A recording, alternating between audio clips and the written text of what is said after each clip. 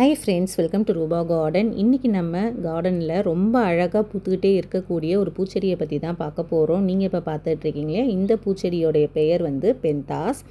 இது வந்து இட்லி பூ மாதிரியே நல்லா கொத்து கொத்தாக நிறைய பூக்கக்கூடியது. இதில் வந்து நிறைய கலர் வந்து இருக்குது.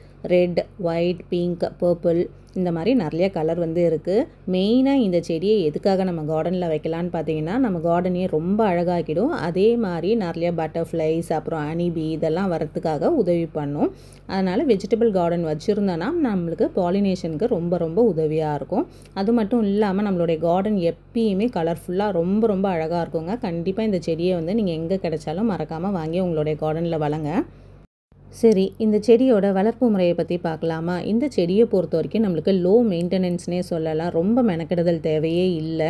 நம்ம ஒரு சில விஷயங்கள் கவனித்தாலே நம்மளுடைய கார்டனில் தொடர்ந்து பூக்கள் வந்து இருக்கும். அது என்னென்ன அப்படின்னு சொல்லிட்டு பார்த்தரலாம். இந்த செடிக்கு வெயில் வந்துட்டு ரொம்ப அவசியங்க. ஒரு 6 மணி நேரமாவது வெயில் படுற மாதிரியான இடத்துல வச்சாதான் நம்மளுக்கு தொடர்ந்து பூக்கள் வந்து கொடுக்கும். இந்த பிளான்ட்டை பொறுத்த வரைக்கும் நம்மளுக்கு பாட் சைஸ் வந்துட்டு சின்னதாக இருந்தாலே வந்து போதும். ஒரு 6 மந்த்தோ இல்லை 1 இயரோ கழித்து நம்ம வந்து பாட் வந்து மாற்றிக்கலாம். இப்போ நான் வச்சுருக்கேன் இல்லையா, இந்த வெரைட்டி கலர்ஸ்லாம் நான் வந்துட்டு 8 இன்ச் பாட்டில் தான் வந்து வச்சுருக்கேன். ஒயிட் கலர் வந்து ஒன்று இருக்குது, டெரஸில் வந்து வச்சுருக்கேன். அது வந்து பார்த்திங்கன்னா இந்த ஒயிட் கலர் க்ரோ பேக் வரும் இல்லையா, அதில் வந்து வச்சுருக்கேன். ஒரு 2 இயர்ஸாக அது வந்து இருக்குது.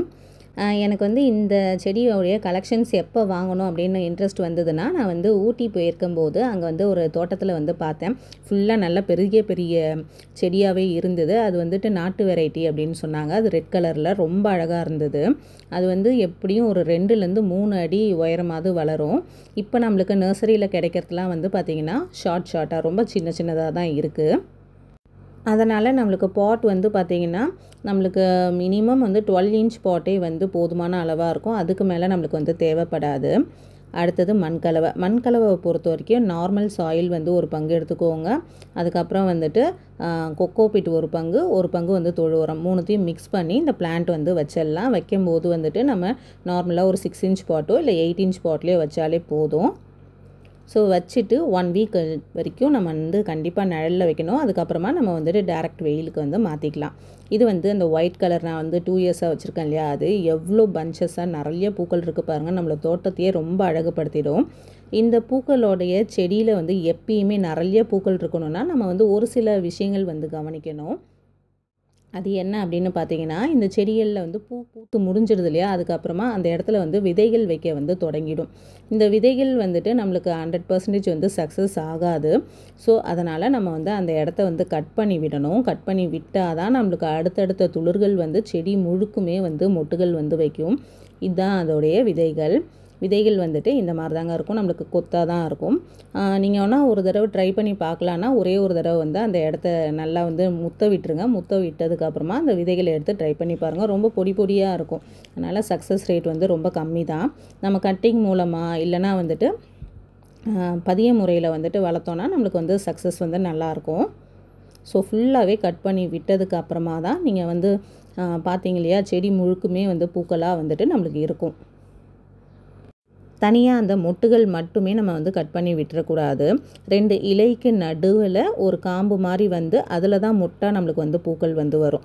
அந்த காம்பு இருக்கு இல்லையா, அந்த காம்போடு சேர்த்து நம்ம வந்து கட் பண்ணணும். அந்த காம்பை கட் பண்ணாமல் விட்டோன்னா அது அப்படியே வந்து மஞ்சள் நிறமாகவே மாறி அப்படியே அந்த இடமே வந்து கருகி போயிடுது, காஞ்சிக்கிட்டே வந்துடுது. அடுத்தது வாட்டரிங் வந்துட்டு ஒரு வேளை கொடுத்தாலே போதும். சம்மரில் மட்டும் 2 வேளை வந்து கொடுக்குற மாதிரி இருக்கும். இல்லைனா அப்படியே வாடி வதங்கி காஞ்சி போன மாதிரி ஆகிடும். மற்றபடி நம்மளுக்கு திரும்பி தண்ணி கொடுத்தோன்னா நல்லா வந்து தழைச்சிக்கும். எப்படி காஞ்சி போயிருந்த செடி வந்து தண்ணி கொடுத்து 1 ஹவர்லேயே வந்து பார்த்திங்கன்னா அப்படியே புது செடி மாதிரி அப்படியே தழிஞ்சிருச்சு பாருங்கள். ஸோ அதனால் நம்ம வந்துட்டு சம்மரில் மட்டும் 2 வேளை தண்ணி கொடுக்குற மாதிரி இருக்கும். மற்ற நாட்களில் ஒரு வேளை வந்து கொடுத்தாலே போதும். இந்த செடியை நம்மளுடைய கார்டனில் எப்படி நிறைய உற்பத்தி பண்ணுறது அப்படின்னு பார்த்தீங்கன்னா, சீட்ஸ் மூலமாக வந்து அதிகமாக வரமாட்டுது. அதனால் நம்ம கட்டிங் மூலமாக வந்துட்டு இதை வந்து பண்ணலாம். அந்த கணு பகுதி இருக்கு இல்லையா, அதை வந்து மழை நாளாக இருந்ததுன்னா கட் பண்ணி பக்கத்தில் உள்ள தொட்டிகள்லேயே அப்படியே வந்து ஊனி விடுங்க. ஊனி விட்டு 1 மந்த்லேயே வந்து பார்த்திங்கன்னா நம்மளுக்கு நல்லா வேர் பிடிச்சி புது செடியாக வந்து உருவாயிடும். ஸோ இந்த இடம் வந்து பாருங்கள், இந்த மாதிரி இருக்கு இல்லையா, இந்த இடத்துலலாம் வந்து காஞ்சி போன மாதிரி இருக்குது பாருங்கள். ஸோ நம்ம எப்படி இதை வந்து கட் பண்ணி தான் விட போகிறோம். கட் பண்ணி விடுறத வந்துட்டு கொஞ்சமாக இந்த மாதிரி இடம் விட்டு கட் பண்ணி எடுத்துட்டு நம்ம வந்து அதே தொட்டியிலே வந்துட்டு அப்படி ஊனி விட்டாலும் சரி, இல்லைனா வந்துட்டு வேறு ஒரு பாட்டில் வந்து ஊனி விடலாம். ஸோ அதுக்காக இந்த மாதிரி கணு உள்ள பகுதியாக நான் வந்து திரும்பி கட் பண்ணி எடுத்துக்கிறேன். நம்ம மழை நாளாக இருந்ததுன்னா நம்ம வந்துட்டு அதே இடத்துலையே வந்துட்டு அப்படியே வந்துட்டு பக்கத்து செடியிலே வந்து நம்ம ஊனி விட்டுடலாம். பட் நம்ம வெயில் நாளாக இருக்கிற பட்சத்தில் நம்ம வந்துட்டு இதை கொஞ்சம் நிழலில் வச்சு தான் பாதுகாக்கணும். அதனால் நம்ம கட் பண்ணி ஒரு நர்சரி கவர்லேயோ இல்லை ஒரு பாட்லேயோ நம்ம வந்து ஊனிட்டு நிழலான இடத்துல 1 மந்த்துக்கு வந்து வச்சிடலாம். ஒரு மரத்தோட நிழலில் வந்து வச்சிடலாம். 2 வேளையும் வந்து தண்ணி வந்து கொடுத்துக்கிட்டே வரணும். அப்போ தான் நம்மளுக்கு நல்லா தழைஞ்சி வரும். ஸோ பாருங்கள், இந்த நர்சரி கவரில் இருக்கிறது வந்துட்டு போன மாதம் வந்துட்டு கட் பண்ணி வச்சது. எந்த அளவுக்கு வந்திருக்கு பாருங்கள். அந்த க்ரோ பேக்கோடைய அடிப்பக்கமே வேர் வர ஆரம்பிச்சிருச்சு. அந்த அளவுக்கு நல்லா நம்மளுக்கு வேர் பிடிச்சி இந்த செடி வந்து சீக்கிரமாக க்ரோத் வந்து வந்துடும். நம்மளுடைய கார்டனில் நம்ம வந்து நிறைய செடி இது மாதிரி உற்பத்தி பண்ணிக்க முடியும். அடுத்தது மெயினான விஷயம் என்ன அப்படின்னு பார்த்தீங்கன்னா, இதுக்கு ஃபெர்டிலைசரை பொறுத்த வரைக்கும் இதுக்கு பெருசாக வந்து தேவைப்படாது. மற்ற பிளான்ட்டுக்கெல்லாம் மந்த்லி ஒன்ஸ் நீங்கள் எதாவது வந்து ஃபெர்டிலைசர் கொடுப்பீங்களா, அப்போ இதுக்கும் வந்து கொடுத்தாலே போதும். மற்றபடி இதுக்கு வந்து பெருசாக தேவைப்படாது. நான் வந்து மந்த்லி ஒன்ஸ் வந்து கடலை புண்ணாக்கு கரைசல் வந்து கொடுப்பேன். வேறு எதுவும் பெருசாக கொடுத்ததில்ல. அடுத்தது வந்து நோய் தாக்குதல், பூச்சி தாக்குதல், அது 2மே இந்த செடிகளில் வந்ததே இல்லை. இந்த வெள்ளைப்பூச்சி, எறும்பு அந்த மாதிரி எந்த ஒரு தொந்தரவுமே கிடையாதுங்க. நம்மளுக்கு வந்துட்டு எப்பயுமே நிறைய பூக்கள் வந்து இருக்கணும்னா நம்ம கட் பண்ணி விடணும், அவ்வளோதான். மந்த்லி ஒன்ஸ் ஏதாவது ஒரு ஃபெர்டிலைசர் கொடுக்கணும். வேறு எதுவுமே பெரிய கேரே கிடையாது. ஸோ ரொம்ப அழகாக பூக்கக்கூடிய இந்த பூச்செடியை கண்டிப்பாக உங்களுடைய கார்டனில் வந்து வாங்கி வைங்க. உங்களுடைய கார்டனே ரொம்ப கலர்ஃபுல்லாக அழகாக ஆகிடும். ரொம்ப மெயின்டெனன்ஸும் கம்மி தான். ஸோ இன்னையோட வீடியோ பதிவு கண்டிப்பாக உங்களுக்கு பயனுள்ள பதிவாக இருந்திருக்கும்னு நினைக்கிறேன். அப்படி பயனுள்ள பதிவாக இருந்ததுன்னா நம்மளோட சேனலில் ஃபாலோ பண்ணிக்கோங்க. தேங்க்யூ ஃபார் வாட்சிங்.